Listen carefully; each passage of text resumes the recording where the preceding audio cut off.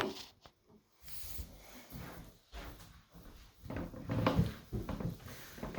my name is Mariah Eisenbraun, and my topic is animal cloning good or bad?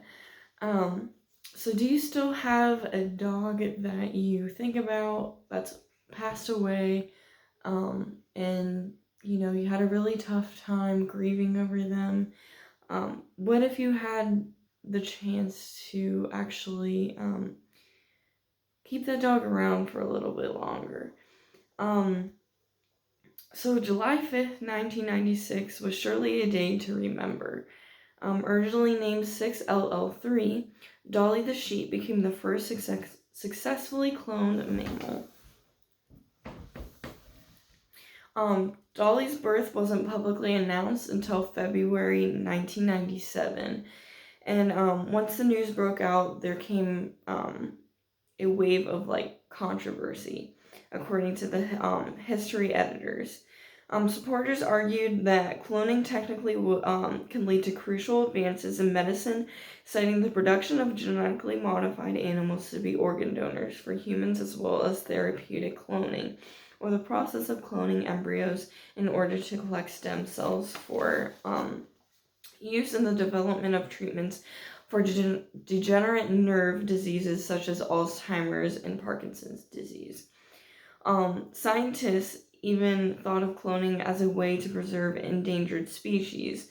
As for the people who were against it, they argued that the new cloning technology was potentially unsafe and unethical, especially when it was applied to what many saw as the logical next step, human cloning.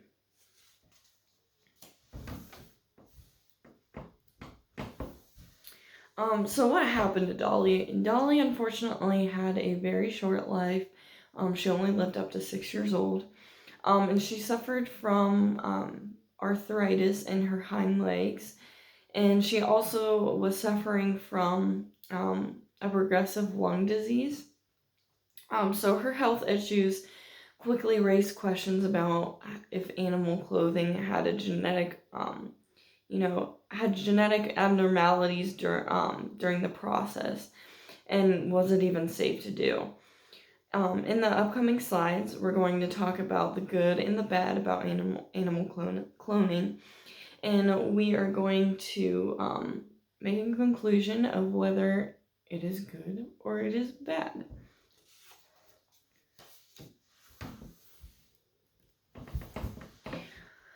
So how animal cloning works. Animal cloning has become one of the biggest tools for selected assisted breeding.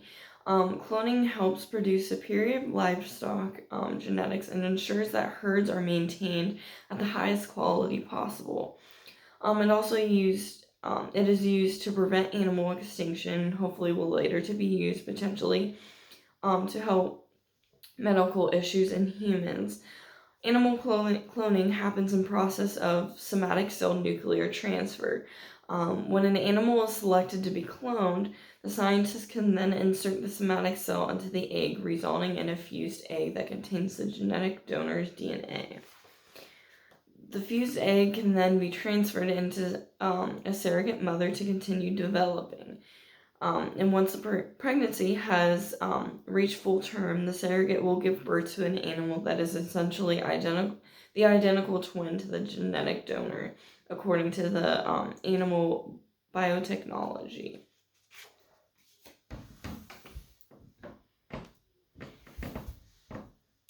So the good that comes out of animal cloning.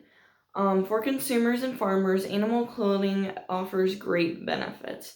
Cloning allows ranchers or farmers to have an accelerated reproduction system with their most productive livestock. This allows them to better produce safe and healthy food.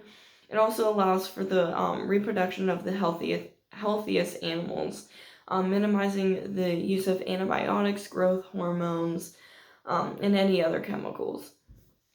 Consumers can benefit from cloning because meat and milk will be more healthful, consistent, and safe.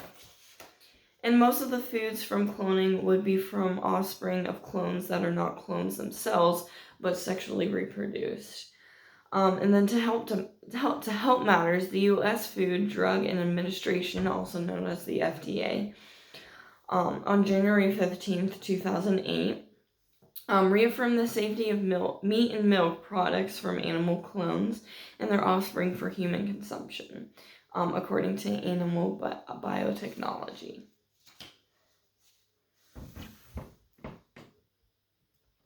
The good continued. It has been said that there will be 9 to 10 billion people living on planet Earth in the year 2050, as long as current population trends continue the way that they are.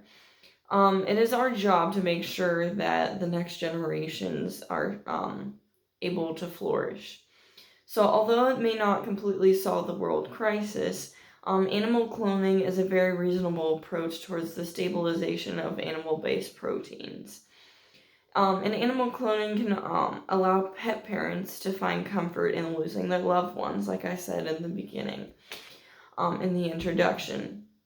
Animals add structure to humans' everyday living.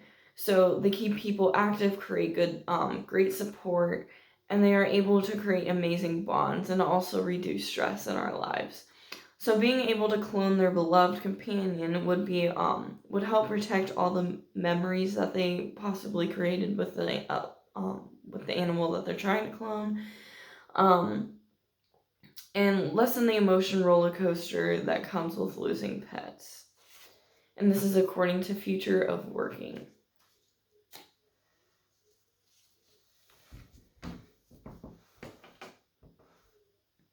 Okay, and then when animals are cloned, there is not an exact duplication that occurs. The genetic material gets put into an embryo that contains unique cells. The process allows for the cloned animal to be able to produce offspring later on in life. Dolly the sheep, for example, created 6 lambs total when bred to a Welsh mountain ram. Dolly then had 2 twins in 1998. She had the first being named Bonnie, who was born in 1998. And then she had twins named Rosie and Sally in the fall of 2001.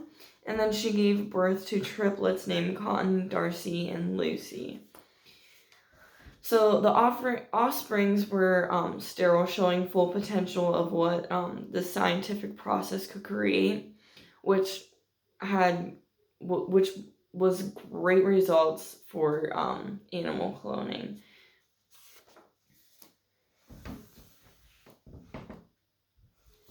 So recovery of endangered animals. Cloning is being used to help endangered species from going completely extinct. For example, in China, panda cells are being kept safe in the case that numbers get so low that it threatens extinction, according to Animal Biotechnology. Adult somatic cell nuclear transfer was used to preserve the last surviving vow of Enderley Island cattle breed from New Zealand. Since a few semen straws remain from the Enderby Island cattle, progeny can now be obtained from the cloned females to recover the breed gradually using sexual reproduction. And according to Smith et al.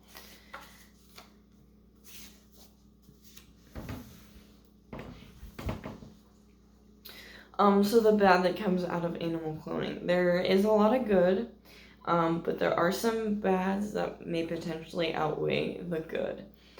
So the most concerning aspect relates to medical problems encountered both during gestation and the first weeks of after birth of the cloned animal. So without proper research for this large-scale production, things can definitely go south. In various laboratories, only 0 to 4% of adult or fetal somatic cell constructs have developed to become live fetuses. In addition, there is a high rate of fetal, perinatal, and neonatal loss, according to Hare.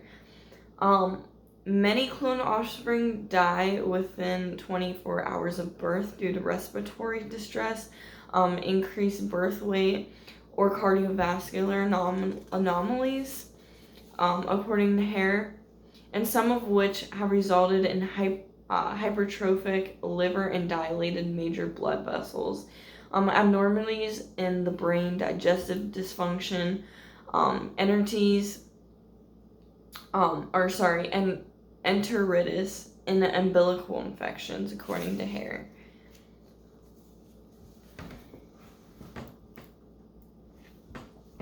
To no surprise, cloning animals is very expensive.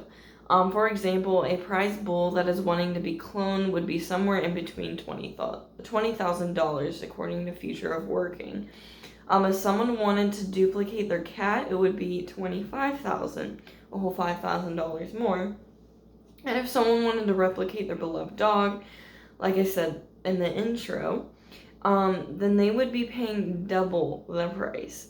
And if someone was wanting to clone one of their horses, they would be paying the same amount of money for championship line thoroughbreds. Wow. So the prices make it pretty obvious that animal cloning is not for your average family. And then when animals come from the same genetic profile, a reduction in diversity occurs at the genetic level. If the process were to continue, it may not impact the overall health of the species at first, but it could potentially cause long-term problems such as genetic diseases. This issue arises when parents with similar genetics have offspring, also when there isn't genetic variation. A population loses the ability to respond to changing environmental variabilities. Animals that have higher genetic similarity levels tend to have lower rates of reproduction as well. Take cheetahs, for example, who share 99% of their genome with other individuals. So male cats have lower sperm production rates, and there is little genetic variety passed along when mating is successful. Many times this results in congenital disabilities within the cubs.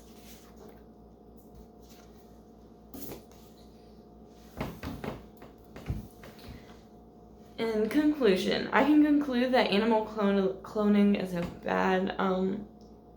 is bad at the moment.